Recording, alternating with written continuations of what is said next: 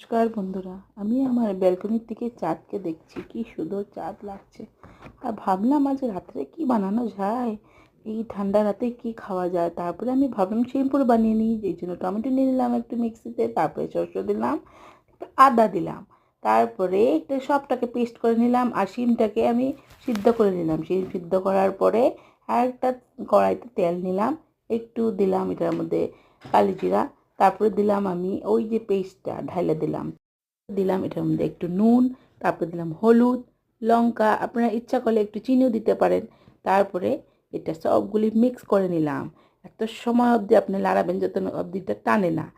এটা টানার বহুত দরকার। ভালো করে এটারে টানাইবা। তারপরে ওইদিকে শিম যে আমি সিদ্ধ করছিলাম ওইটারে ছুরি দিয়া একটু করে মধ্যখানে ফাঁক করে এটারে এইভাবে করে আপনি এটারে এইভাবে কাটতে হইব ছুরি দিয়ে কেটে এইটার ভিতরে আমরা এখন কি করুম, ওই যে শুকাই যেতে মশলাটা ঢুকাবার জন্য আমরা একটা যে একটু করে নিয়ে শুকিয়ে নিয়ে ওটা শিমপুরে ঢুকাই দিলাম, শিমের মধ্যে ঢুকাই দিলাম। শিমের মধ্যে ঢুকাই একটু তেল নিলাম, বেসনের গোলা বানিয়ে নিলাম।